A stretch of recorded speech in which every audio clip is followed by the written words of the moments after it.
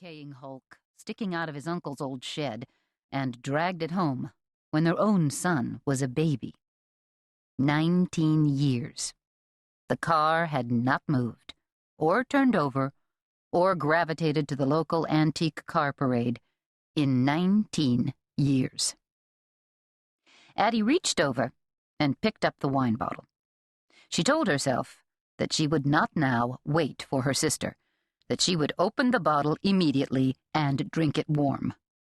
Warm, like everything else in her life.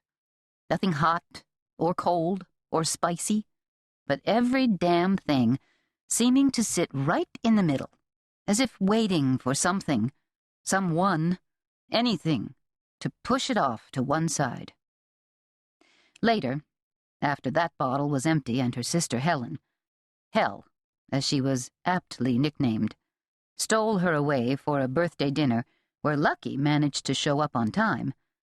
After she was back home, Addy could not stop thinking about the damn garage, which, as a birthday gift to herself, she began calling the Kingdom of Crap. And the garage drove her crazy with wondering. Wondering what else might be stored behind ragged cardboard boxes and the assorted stacks of junk Lucky and his ridiculous friends scavenged from behind stores and each other's garbage piles. Wondering how a section of the house and her life had gotten so out of control. Wondering what would happen if Lucky spent half as much time with her as he did with his obsessive collecting and make-believe restoration projects. Wondering why she was somehow content to sit and simply observe as her marriage seemed to drift off to a place where she could barely see the outlines of what it used to be. Wondering what happened to the sensitive, romantic, often wild and terribly lively man she had fallen in love with when he'd swept her off her feet and into his strong and stunningly passionate arms. Wondering if she was really prepared to spend the next 30 years lurking at the edge of her garage and her life, if the family genes held up and she made it that far. And that's when she started wondering what it might feel like to drive the car right through the door. She imagined it first as an accident, something that she did as she bent down to the back seat to grab the papers and books and piles of third-grade projects that she needed to examine for school the following day.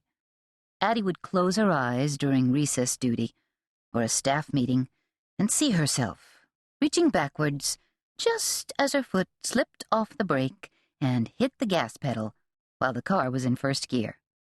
The car would lurch forward like a large stone that had been pried loose after much pushing. It would jump just as she turned to see the front end of the little Toyota crash an inch below the handle in the middle of the garage door.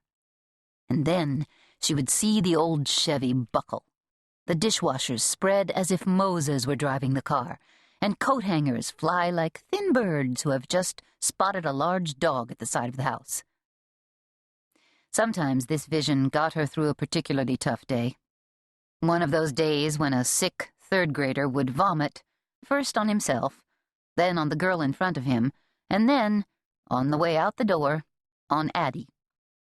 A day when the principal would drag a mother into the room who didn't like a comment on a paper composed by one of Addy's students, a paper that was obviously written by the mother, who had forgotten that third graders do not usually know how to spell words that she herself had to look up in the dictionary.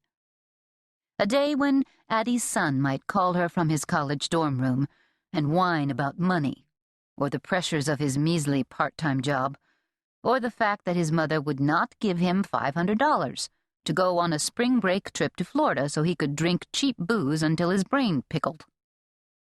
More times than she cared to remember, Addy had actually edged the car inch by inch up the driveway until she felt the front bumper touch the garage door. She'd put the car in neutral and then imagine the whole scene all over again.